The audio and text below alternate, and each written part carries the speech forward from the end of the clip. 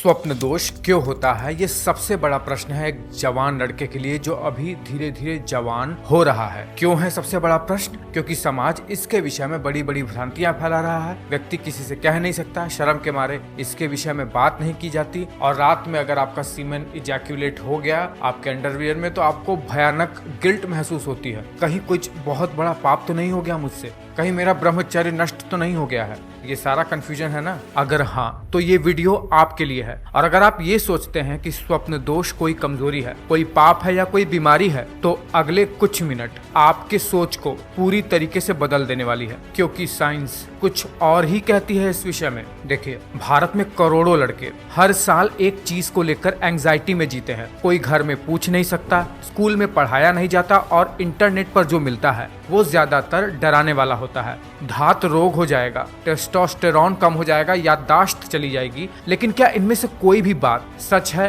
क्या आपने कभी वैज्ञानिक रूप से इन बातों को जांचने की कोशिश की? आज हम इसे साइंस की नजर से देखेंगे। No myths, no moral judgement, pure biology. इस वीडियो में हम समझेंगे, पहला, स्वप्न दोष होता क्यों है, ब्रेन इसे ट्रिगर करता ही क्यों है। दूसरा, ये कितनी उम्र में होता है और कब तक होता है। तीसरा, क्या इससे कोई नुकसान भी होता है, साइंस क्या कहती है। चौथा, कब ये एक्चुअली एक कंसर्न बन सकता है। सब कुछ रिसर्च और मेडिकल साइंस पर बेस्ड है, कोई टैबू नहीं, सिर्फ फैक्ट्स। तो चलिए देखते हैं स्वप्न दोष है क्या। स्वप्न दोष को इंग्लिश में कहते हैं नॉक्टर्नल एमिशन। मेडिकल साइंस में ये एक कम्प्लीटली नॉर्मल फिजियोलॉजिकल प्रोसेस है। इसका मतलब नींद के दौरान इनवॉलंटरीली यानी बिना किसी कॉन्शियस कंट्रोल के सेमिनल फ्लूइड का रिलीज हो जाना। ये प्रोसेस किसी भी यंग मेल में हो सकता है प्यूबर्टी के बाद से, और ये सिर्फ इंसानों में ही नहीं होता है, ऑलमोस्ट सभी मेल मैमल्स में ये बायोलॉजिकल मैकेनिज्म होती है। यानी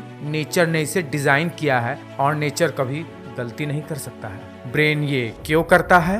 अब असली साइंस। नींद में हमारे ब्रेन में एक स्टेज होती है REM स्लीप। REM का मतलब क्या होता है? Rapid eye movement. यही वो स्टेज है जहां हम सपने देखते हैं। REM स्लीप के दौरान ब्रेन बेहद एक्टिव होता है। हाइपोथैलेमस नाम का ब्रेन रीजन जो सेक्सुअल अराउजल को कंट्रोल करता है वो भी इस स्टेज में एक्टिवेट हो सकता है। इसके साथ साथ टेस्टीज यानी जो टेस्टिकल्स होते हैं उनमें स्पर्म प्रोडक्शन कंटिन्यूअसली होती रहती है। जब स्पर्म और सेमिनल फ्लूइड एक लिमिट तक एक्यूमुलेट हो जाता है टेस्टिकल्स में और सेमिनल वेसिकल्स में, तो बॉडी का नर्वस सिस्टम एक ऑटोमेटिक रिलीज मैकेनिज्म को ट्रिगर करता है। यह एग्जैक्टली वैसा ही है जैसे आंख में पानी बनता है, यूरिनरी ब्लैडर में जैसे यूरिन इकट्ठा हो जाता है। सीमेन यानी स्पर्म और सेमिनल फ्लूइड के केस में भी ऐसा ही होता है। ये बॉडी की एक मेंटेनेंस सिस्टम है, कोई डिसऑर्डर नहीं है। लेकिन रुकिए, एक फैसिनेटिंग बात है। रिसर्च कहती है कि जो लड़के रेगुलर सेक्सुअल एक्टिविटी नहीं करते हैं उनमें नॉक्टर्नल एमिशन की फ्रीक्वेंसी ज्यादा होती है, यानी स्वप्न दोष उन्हें ज्यादा होता है।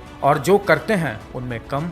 बॉडी ऑटोमेटिकली बैलेंस बनाती है। ये बायोलॉजी है, मोरालिटी नहीं। अब जानते हैं ये कब होता है, किस एज में, किस फ्रीक्वेंसी के साथ। स्टडीज के अकॉर्डिंग प्यूबर्टी के बाद ये जनरली 12 से 14 साल की उम्र में शुरू हो जाता है। अल्फ्रेड किन्से के लैंडमार्क रिसर्च में जो 1948 में हुई थी, ये पाया गया था कि 83% मेल्स ने अपने लाइफ में कभी न कभी नॉक्टर्नल एमिशन एक्सपीरियंस किया है। फ्रीक्वेंसी की बात करें तो ये वीक में एक बार से लेकर मंथ में 1-2 बार तक नॉर्मल माना जाता है। और जैसे जैसे उम्र बढ़ती है 25-30 के बाद फ्रीक्वेंसी नेचुरली कम होती जाती है। हर किसी की बॉडी अलग अलग होती है, इसलिए कोई कंपैरिजन नहीं, फ्रीक्वेंसी अलग अलग भी हो सकती है। अब इससे कुछ मिथ्स भी जुड़े हुए हैं, तो चलिए वो भी देख लेते हैं। पहला मिथ है कि इससे टेस्टोस्टेरोन कम होता है। एक स्टडी पब्लिश हुई थी जर्नल ऑफ एंडोक्रिनोलॉजी, उसके अनुसार नॉर्मल इजैकुलेशन से टेस्टोस्टेरोन लेवल पर कोई सिग्निफिकेंट लॉन्ग टर्म इफेक्ट नहीं होता है। 7 दिन के बाद एब्स्टिनेंस के बाद टेस्टोस्टेरोन में थोड़ा स्पाइक देखा गया है, लेकिन ये टेम्पररी था। नॉक्टर्नल एमिशन से वीकनेस एक कंप्लीट मिथ है। मिथ नंबर 2 क्या है? याददाश्त कम हो जाती है और आंखें कमजोर हो जाती हैं। इसका कोई भी क्लिनिकल एविडेंस नहीं है। ये एक सूडो साइंस कॉन्सेप्ट है जो कि अर्ली 19वीं शताब्दी में आना शुरू हुआ, समाज में ये फैलना शुरू हुआ, जिसे मॉडर्न साइंस ने कम्प्लीटली रिजेक्ट कर दिया है। मिथ नंबर 3 क्या है?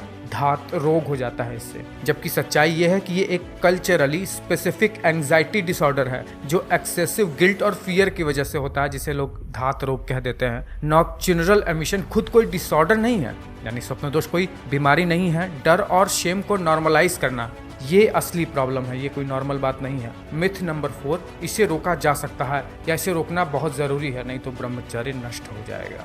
इसे रोकने की कोशिश करना न सिर्फ अननेसेसरी है बल्कि एंजाइटी और फिजियोलॉजिकल स्ट्रेस को बढ़ा सकता है। ये बॉडी जो नेचुरली करती है उसे होने दो ना यार, क्यों अपना टांग लड़ाना। और कब ये कंसर्न बन सकता है ये भी देख लेते हैं। अब देखो एक इम्पॉर्टेंट बात, नॉक्चुरल एमिशन नॉर्मल है लेकिन कुछ सिचुएशन में डॉक्टर से बात करना ज़रूरी है। पहला, अगर इसके साथ कोई पेन और डिस्कम्फर्ट हो रहा है। दूसरा, अगर फ्रिक्वेंसी बहुत ज़्यादा बढ़ जाए, रोजाना से भी ज़्यादा। तीसरा, अगर किसी वजह से एक्सट्रीम एंजाइटी, स्लीप डिस्टर्बेंस या डिप्रेशन हो रहा हो तो डॉक्टर को दिखाना ज़रूरी हो सकता है। लेकिन इन केसेस में असली इशू नॉक्चुरल एमिशन नहीं बल्कि इससे जुड़ी हुई अंडरलाइंग फिजियोलॉजिकल स्टेट है। इसके लिए एक क्वालिफाइड डॉक्टर या थेरेपिस्ट से बात करनी होती है और ये करेज की निशानी है, बहुत साहस करके अपने शर्म को तोड़कर बात करना होता है, यही सोल्यूशन है। अगर ये वीडियो आपके काम आई है तो एक लाइक ज़रूर करो, चैनल को सब्सक्राइब करो